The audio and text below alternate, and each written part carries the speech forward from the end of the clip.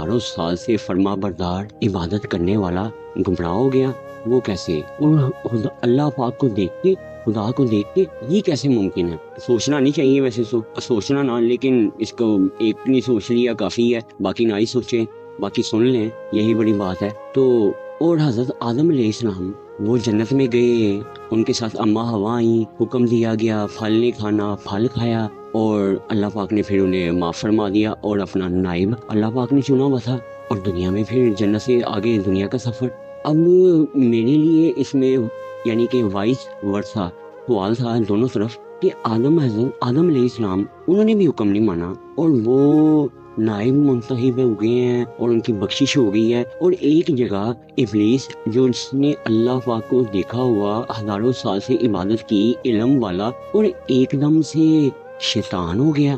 یہ بات کیا ہے؟ تو یہ بچپن سے سنتے آ رہے تھے قصہ، بڑوں نے سنایا ہے، اب تک سن رہے ہیں، لیکن سنانے والوں نے اور بتانے والوں نے بڑی محبت اور کیا بتایا ہے اور کیسے سمجھایا ہے۔ میرے اللہ پاک کی مہربانی دیکھیں، رحم دیکھیں، اور آقا کریم کے ذریعے جو رحمت کی اور جو علم اور جو یہ نور ہم تک آیا، کیسے آیا، اور اب تک یہ نور کا سلسلہ قائم ہے۔ تو اسی نور کے سلسلے سے اس کی حقیقت کا بھی، اس سوال کا بھی جواب ملا، اور کیا جواب ملا کہ حیرت کے سوچ کے اوسان جو ہوتے ہیں نا، وہ 14 سبق روشن سنیں۔ وہ کیا ہے؟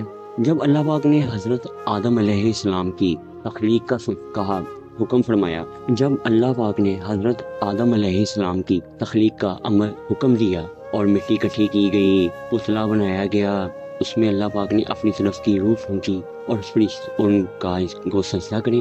فرشتوں نے کہا، اے رب یہ تو فسادی ہے، زمین میں فساد پھیلائے گا۔ اللہ پاک نے کہا، تمہیں وہ علم نہیں جو مجھے ہے۔ اللہ پاک نے اپنے اسما سکھائے اور پھر کہا، بتاؤ ان کو، اور جب اس نے بتائے تو فرشتے سجدے میں گر گئے اور کہا کہ بے شک اے ہمارے رب، اے اللہ پاک، آپ کو ہی علم ہے۔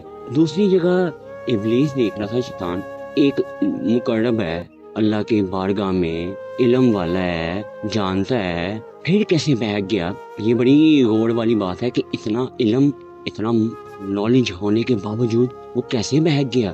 یہ بہت بڑا سوال ہے کسی ایک مقام پہ۔ اگر آپ سوچیں، غلط مقام یہ ہوا کہ بینگ ایز اے مسلم ہم نہ ہی سوچیں تو بہتر ہے، کیونکہ بہتر ہے کہ ہمیں بھی وہ علم نہ ہو، لیکن وہ علم کسی جگہ پہ ہونا لازمی، کیونکہ ہم زندگی میں کئی مقام ایسے گزر جاتے ہیں لا علمی میں کہ ہمیں وہاں پہ علم ہونا بڑا ضروری ہے۔ میں نے کہا آخر بات کیا ہے؟